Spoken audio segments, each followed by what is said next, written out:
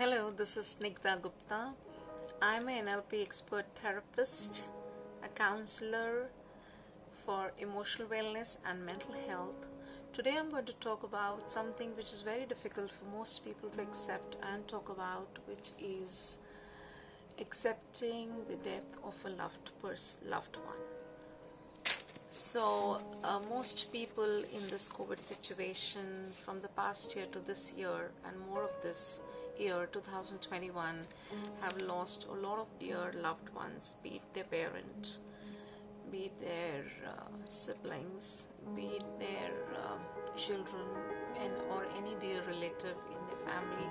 Almost every family has lost a loved one in this year, and I understand that there are reasons that people grieve, and most people I see are grieving due to the shame and the guilt. So let's first understand that the loved one whom you've just lost in your life, their journey was destined to be this much only. Everybody has their own journey. Anybody who was born will end, their life will end on a particular day, and he was destined to live only till this much of life. So if you're remembering your loved ones with a guilt, that is actually incorrect. When we lose somebody, when we lose a loved one, their souls are energetically around us in our Hindu customs for around 13 days. And how would your loved ones actually will feel when the soul is around us and they can actually see us and hear us, but we can't hear them or see them? That we are remembering them with guilt. So remember, it's not we who decide the ending the journey of a loved one. They decide it themselves. The universe or the Almighty decides that a life on a day on which it should end, and the soul decides the end of the journey of life for anybody. We have absolutely no say in this. I'm sure each one of you knows this. So when universe, we need to trust, it always has bigger plans for us, and it is the soul which decides that it is time for me to end this journey here itself and take on a new onward journey in another plane. So when we are grieving with guilt, shame and regret, specifically people now are grieving in these COVID times with not being able to arrange oxygen or injections or hospital beds, and this is the guilt with which people are remembering their loved ones that they could not arrange, and that guilt can actually eat into your happiness forever. So remember that the soul has a lot of attachment to the body in which it lived for so many years. And it's natural to have that attachment if you live with somebody for so many years. Such closeness of the soul with the body connection has to be present. So the soul always hangs around the places your loved ones frequently used to visit. Be it a garden, be it a bench, be it the room, be it around in the living room. So what happens is, with the guilt, you are making it difficult for the soul to move ahead to its new spiritual journey. Okay, all of us write when we hear of the death of a loved one on WhatsApp or on a message or on a social media, we write RIP, rest in peace. Alright, when somebody's or loved one passes, we come to know the news, we write RIP there, so rest in peace. Or we write in Hindi, Om Shanti, or Aapki Atma ko Shanti Pradhan Kare. So how can, that kind of a soul will rest in peace? How will the soul move on if it knows that the loved ones surrounding the life are grieving with guilt because it has so much of attachment. It also doesn't want to leave the physical body. So the thing is, you need to stop grieving for the soul to move ahead. So gradually you need to start moving towards a normal life, and this does not happen in a day, in a week, or even a month for people. But slowly and gradually, for sure, slowly, one has to know and find out the positive intention behind this loss. In what ways was this decision of the soul to end the journey of the body here? What would positive come out of it? At times it's very difficult, at times it's extremely difficult to find out what was the reason for the soul in this journey here itself. The reasons could be that the body could not endure more physical pain. The body had no further capability to take in any more pain, so the soul ends the suffering of the body there and then, just to protect from further suffering. So the soul can actually limit the lifespan of a person and can move on and embark on a totally new journey. And it is said that the soul decides when the clothes that we have are so tattered and they need to be changed, and we need to get a new set of clothes. So it's so simple actually to understand this life and death game.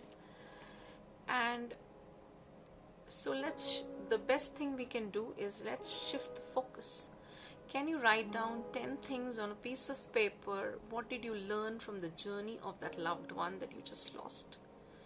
That loved one came into your life to teach you what?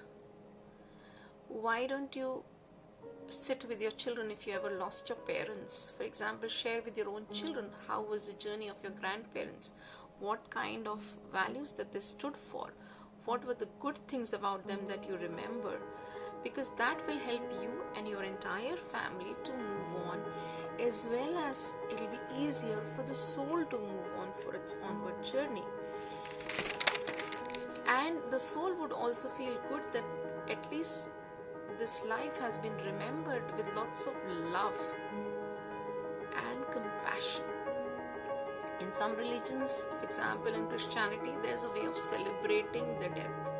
There's a concept of actually celebrating the life of the deceased with good food, wine, and talking good things about the loved one who just passed away. And even in Hindus, we have the 13th day ritual where we actually, we pray for the soul to move ahead and not have any obstacles in its onward journey. So here we also are, in a way we give away a lot of things in charity. We have food, we have sweets being prepared, whatever the loved one like. And that is also to basically remind that we need to send the soul now to its onward journey with happiness. So in case, you have lost a young child, an unfortunate death of a spouse, I can really understand that is really hard and more difficult to actually imagine, and we keep asking ourselves, why me? Okay, and let us try and understand that the lost one's journey was limited to this much time only, and whatever you can imbibe from the limited life that person had with you, and if you need and recollect your thoughts in your mind together, you will still be in peace. There are people who even have a guilt that they've lost somebody, and how can they get normal so fast? For example, there are people who says, okay, she just lost somebody so close, a husband or a parent, and she's so normal, no grief. There are people who call you post-death, and they do recollect some experiences from their life, and it makes you smile or sometimes laugh away, and suddenly you start feeling guilty. Oh God, I was supposed to be grieving. How can I be laughing and smiling here? So this is very normal and natural. What do you use? You're trying to behave as if nothing has happened. So this is actually you getting back to normalcy, and it should be encouraged. So this is where you're going going, and suddenly if you start going back and suddenly you feel, oh sorry, I'm supposed to feel guilty, I'm supposed to feel depressed, I'm supposed to have a sad face, and that is where you get back into that cycle again. So remember, acceptance of death is one of the most important lessons we all have to learn eventually. Most of us have, and the rest of them will learn. So let's focus on the lessons learned in this entire process. The first one is acceptance of death. 2 is acceptance of self. And 3 is acceptance of uncertainty. Acceptance of death. We all believe that we all have power over everything else. Until it happens to us, we never realize things. We hear a lot of newspaper reports about people dying every day due to COVID, due to certain things, and it doesn't affect us at all. It's just that when we lose our loved ones, and suddenly when it comes little to your house, and we start feeling the repercussions. So thinking that everything in life can be controlled and everything is controllable and I'm strong and I can handle this, that's not the truth. Acceptance of death is extremely important in life. There has to be a time, it will come in everybody's life, when we have to depart from our parents, when we have to depart from our spouses, when we have to depart from our children. Having said that, I understand howsoever difficult it is, acceptance is the first step to healing. So remember, if you believe in God, some supreme power who created this universe, you also need to accept self. In the sense, if you keep thinking about why me, why my parents only, why my children only, why my husband only, so you'll believe that Almighty has put you in a situation for something better. It is definitely for your own good, and the universe will take care of the solution also if you leave it to it. Take your time out. Grieving is good. Crying is good. Take your time out, but do come out of it. Do not get stuck in the same state. Some suggestions that I can say: always meditate in a calm state of mind and communicate. In the sense, communicate with your loved ones, the ones that have departed. So it's meditation. I do not mean the ritual meditation where you sit for half an hour, focus on things. No, it's something very simple. Meditation to me is sitting in a very calm and quiet place with your thoughts. Alright, trying to be calm, peaceful, taking 5 to 6 deep breaths.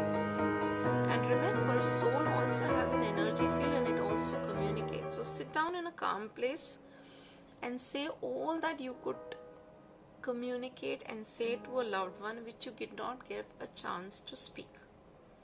Whatever regrets, whatever guilt you may have, or whatever things that you were left unsaid that you could not communicate, say that now to yourself, assuming the person is sitting next to you. What all that you could not utter, whatever you feel that you could not say to them, just say it in a calm and a peaceful voice. This is why your heart feels heavy, because there is so much left unsaid in your heart and you need to say it to take it out. We at times feel that how we can communicate and talk to that person is no longer there and cannot listen. But remember, the soul is always listening. So talk about it. Whatever you think was left unsaid, please say it now. Say it and you will feel it lighter. Empty your head and try and do that. So pray to God for the safe onward journey of the spirit. And the last and the most important part is be thankful for that person to have contributed to your life and made it richer and fulfilling and worthwhile to live. And I want you all to pray that you pray to the departed soul, and also pray that all the illness and all the difficulties that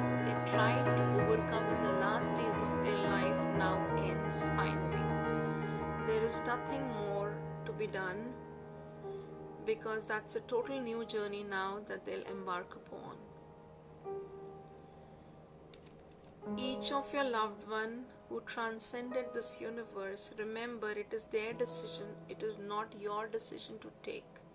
So just bless them and say and pray for the soul to go to the onward journey without obstacle. Shift your focus and celebrate now the life of the departed soul and the gratitude that you need to give to your loved one with a happy mind and a happy heart. Imagine and visualize your loved one sitting right now in front of you and ask them, what should you do to move on? You will get an answer. Won't they ever answer to you other than saying that you really need to move on and that your grieving is enough?